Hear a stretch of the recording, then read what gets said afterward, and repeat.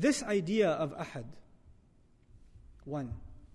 There's one of the great writers on Islamic theology in Pakistan, actually, Rafi'uddin, Dr. Rafi'uddin, commenting on this surah, said something amazing. And I really appreciated it because I think for modern audiences, this kind of stuff needs to be said and heard. Allah created the human being with the knowledge of Himself. The human being knew already there is this highest ideal, Allah Azza wa Jal. And not just that there is a God and He created us and now we can do whatever we want. No, He's the Rabb, He's the Master. My goal in life is to do what He wants. This is my highest ideal. My greatest accomplishment ever can be that I become His slave.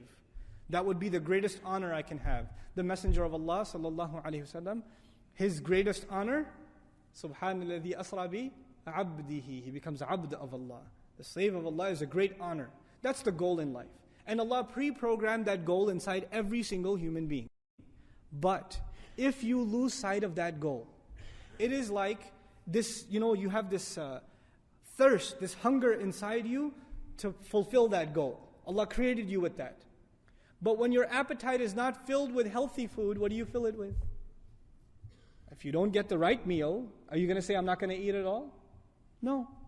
When a person is starving and there's no food of their preference, or there's no healthy food, there's even filth, barks of trees, will the human being still start chewing on that when it comes to that?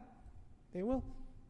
When you lose sight of Allah Azza wa Jal, and that no longer is your goal, then necessarily you will find a replacement.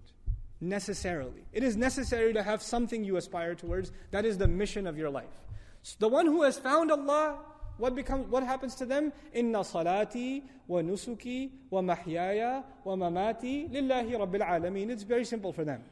The one who has really found Allah, their salah is for Allah, their sacrifices for Allah, their life and their death is now for Allah. The way they live, the way they eat, the way they sleep, what they want to do with their life, their long-term goals, their short-term goals, what are they going to do with their kids, why are they getting an education, where are they going to work, everything is now for Allah, that is their goal. But for the one who doesn't have that goal, they have to find another goal. And in old times there used to be idols, there used to be other religions, you find some other God. But in our times it's become far more pathetic. Far more pathetic. Now you have someone who's obsessed with their body and they're working out 18 hours a day. And their only goal in life is to just keep getting buffer and buffer. It's the only goal. Take steroid and look sharp, stay on top, keep in shape. Or there's this goal they set with their trainer. I got to do this many reps, or I got to do this many push-ups, or I got to get bench press this many pounds, etc. That's their goal. That has become their ilah. For a person that their life has become about money.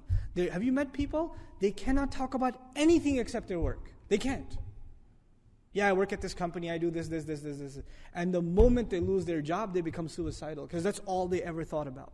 That's all they ever did with their life. That's all they ever did. That becomes their goal. For some people, it's their children. They live for their children. They do everything for their children. Day and night they think about their children. There is no other thought running in their mind. There is no other goal before them than their children. That is all they run after. When you don't find Him, you will find something else. You will find something else, and you will run after it. And you will give your life to it. And there is no exception among human beings. And today it could be even a slacker. And you could ask me, what about a slacker? You know those kids that play 20 hours of video games a day and don't get off the couch? Well, what is their goal? It is to entertain themselves. It is to fry their brain cells behind a screen. That is their ultimate goal. That is what they want to reach. And they're working hard to attain it every day. Right? That's what it becomes. These are the psychological implications of understanding tawhid. It is easy to say Allah is one.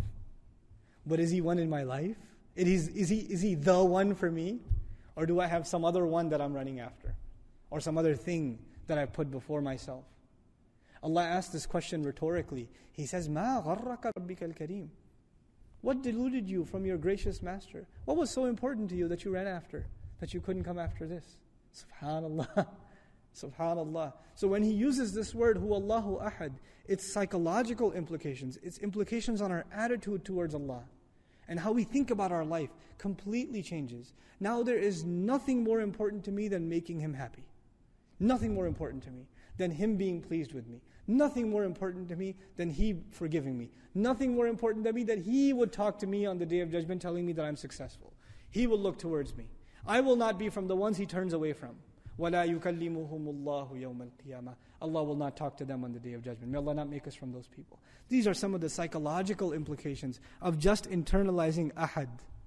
Ahad. Just that word. What Allah is saying, this is who Allah is. This is what He's supposed to do. And I want to conclude, because it's time for salah, with the following. This is I can't quote Iqbal because I'm terrible at Urdu, but I'll tell you the meaning of the verse. Okay? Though I like the verse myself. It's poetry. But he says what used to be, he's talking about, it's a poem about tawhid. It's a poem about tawhid. And he says what used to be something that burned in the hearts of men, is now a subject of abstract philosophical debate. That's what he says. Now what is tawhid to us today? Debates, discussions, abstract discussions in theology that have no end to them. No end to them. But what it used to be was something that burned inside the hearts. Am I fulfilling the rights of ahad yet? Am I doing justice to that ahad yet? May Allah make us of the people of Tawheed. May Allah give us in our hearts what burned, the likes of which burned in the heart of Ibrahim alayhi salam and the Messenger of Allah and the Sahaba radiallahu anhum ajma'in. We'll continue the dars on Suratul Ikhlas.